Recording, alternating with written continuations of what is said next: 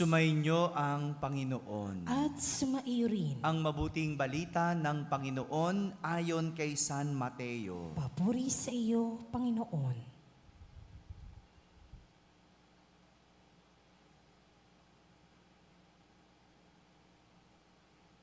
Noong panahong iyon, sinabi ni Jesus sa mga tao, "Sa ano ko ihahambing ang mga tao ngayon? Katulad sila ng mga batang nakaupo sa plaza at sumisigaw sa kanilang mga kalaro. Tinutugtugan namin kayo ng plauta, ngunit hindi kayo sumayaw.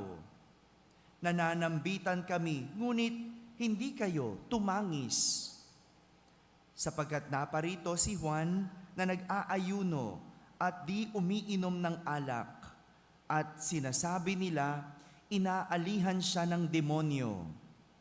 Naparito rin ang anak ng tao na kumakain at umiinom, at sinasabi naman nila, masdan ninyo ang taong ito, matakaw at maglalasing, kaibigan ng mga publikano at ng mga makasalanan. Gayunman, ang karunungan ng Diyos ay napatutunayang tama sa pamamagitan ng kaniyang mga gawa." Mga kapatid, ang mabuting balita ng Panginoon. Pinupuri ka namin, Panginoong Heso Kristo. Magsiupo po ang lahat. Isang magandang umaga po sa inyong lahat. Magandang umaga rin sa lahat ng mga nasa barangay na nakakapakinig ng ating banal na misa, sa lahat ng nasa kani-kanilang mga tahanan na nagsisimba via online, sa lahat ng nasa abroad, isang magandang araw po sa inyong lahat. Kasama po kayo sa aming pagdiriwang ng banal na misa dito sa ating parokya. Isang nalilitong Jesus ang ipinakita sa atin ni San Mateo sa ating ebanghelyo. Sabihin nyo nga po, nalilito. Lito si Jesus sapagkat hindi niya maunawaan ang henerasyon ng kanyang kapanahunan. Diba? Ang hirap naman talagang intindihin ng mga bagong henerasyon. Mga nanay, naiintindihan niyo pa po ba yung inyong mga apo? Di ba minsan ang hirap na, no? Iba na sila ngayon, no? Iba na magsalita, no? Nag-i-Ingles na sila ngayon, hindi nyo naman tinuruang mag-Ingles. Bakit ganon? Kasi nung panahon ninyo, wala pang Peppa Pig. Kilala nyo po si Peppa Pig?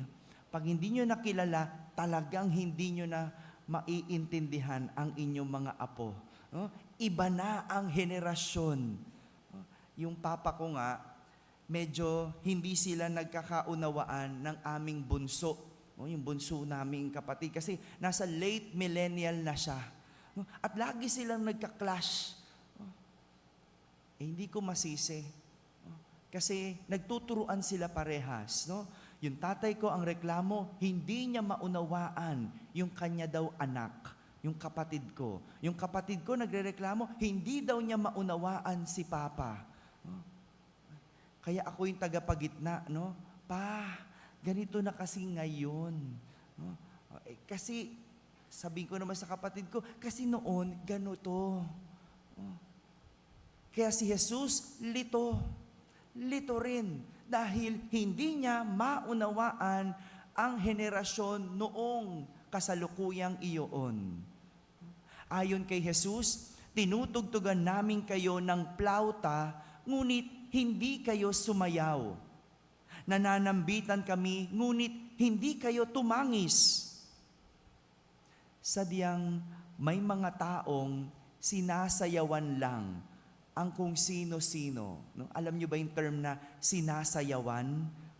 Yung sinasayawan, ibig sabihin kung kani-kanino sumasama. Kung sino-sino ang pinaniniwalaan.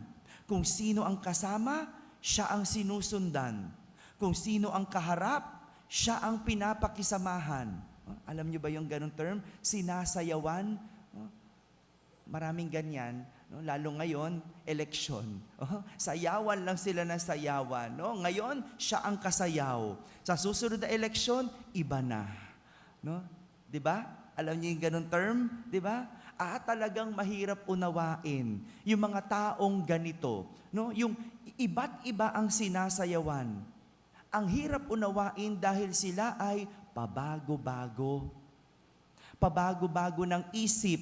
Ngayon, ikaw ang kaharap, sa'yo ang aking isip. Bukas, iba naman. Ikaw naman ang pakikinggan ko. Ganun eh. Pabago-bago ng isip, pabago-bago ng ginagawa, at pabago-bago ng sinasalita. Ang ilan pa sa mga ito, nakadepende sa panahon o taon ang paniniwala. O bakit kanyo? Di ba ang dahilan natin, ang katwiran ng mga tao, 2024 na. Kapag nangaral ang nanay, Nay, lumang tugtugin na yan, 2024 na. Naririnig niyo po ba yon? Pag nangangaral yung nanay at paulit-ulit, anong sinasabi ng anak? Nay, para ka namang sirang plaka. Di ba? Paulit-ulit ka, hindi na bago yan. Luma na yan. 2024 na. Para bang ang aral ay nakadepende sa taon, na dapat nagbabago ang aral, na dapat sumasabay sa panahon? Kaya naman, pinapaalala ni Propeta Isaías kung sino ang Diyos at ano ang magagawa sa atin ng Diyos.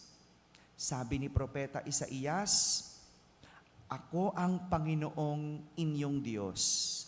Tuturuan kita para ka umunlad. Papatnubayan kita saan ka man pumunta. Narinig niyo yun? Direktang sinabi ni Jesus, o direktang sinasabi ng Panginoon na ang pangaral ng Diyos ay maghahatid sa pag-unlad. Uulitin ko po. Ang pangaral ng Diyos ay magdadala sa atin sa pag-unlad. Kaya kung hindi ka umuunlad, maaring hindi mo sinusunod ang pangaral ni Jesus. Yung umuuwi ka, ang dami mong pera, pero hindi ka umuunlad. Bakit? Galing sa pandaraya ang kinita. Dahil sa pagnanakaw ang kinita. Nakapagtapos ka ng pag-aaral, pero wala kang natutunan. Bakit? Kasi dahil sa pangungopya. Ganun eh, hindi ka umunlad. Kasi meron kang hindi sinunod sa mga turo ng Diyos. Dagdag pa ni Propeta Isaías, kung sinusunod mo lang ang mga utos ko, pagpapala sana'y dadaloy sa iyo. Malinaw. Anong sabi? Anong klaseng pagpapala? Parang ilog na di natutuyo ang agos. Ang ganda nung salita ni Propeta Isaías. Makatalinhaga. No? Di ba ang ilog, tuloy-tuloy kung umagos? Ganyan daw kung susundin mo ang Diyos. Pagpapala niya ay tuloy-tuloy na aagos. Pero kung hindi mo susundin, walang dadaloy, wala ring aagos. Sabi pa ni Propeta Isaías, tagumpay mo sana ay sunod-sunod, parang dating ng alon sa dalampasigan. Nakakita na ba kayo ng alon? Di ba? Pag nasa dagat ka, walang tigil ang alon. Ganyan din, sana yung tagumpay mo.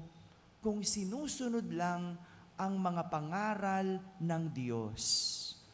Tagumpay ay patuloy na aagos, parang alon, sunod-sunod. Ito ang problema sa tao. Hindi marunong sumunod sa mga aral ng Diyos. Dahil maraming pangaral silang sinusundan.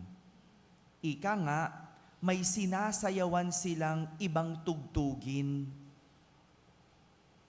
Kaya magandang tanungin ang ating mga sarili, kaninong tugtog ang sinasayawan ko? Magandang tanong natin sa sarili natin yon. Kaninong tugtog ang sinasayawan ko? Yung mga naiinis sa mga pangaral na paulit-ulit, sinasabi, lumang tugtugin. Pero kahit luma, may mapupulot. Lalo na, alam mo, ang hilig kong makinig sa mga matatanda. Bakit? Kasi meron silang kaalaman na hindi natin kailanman malalaman. Kaya pinakikinggan ko yung mga matatanda. Kasi nagbago-bago man ang panahon, sadyang may mga aral na hindi pwedeng palitan. Ang mga tao sa panahon ngayon, ang katwiran, lumang tugtugin. 2024 na. Ganyan. Kaya sa huli, hindi alam kung anong aral ang magiging pamantayan sa buhay. At hindi lang walang paninindigan, sa huli, mga ligaw. Mga kapatid, kung meron tayong tugtog na sasayawan, ito ay walang iba kundi ang tugtog ng Diyos. Dahil ang tugtog ng Diyos ay hindi magbabago. Hindi maluluma, kundi laging bago. At higit sa lahat, dadalhin tayo sa kaayusan at hindi sa kalituhan. Amen? Amen.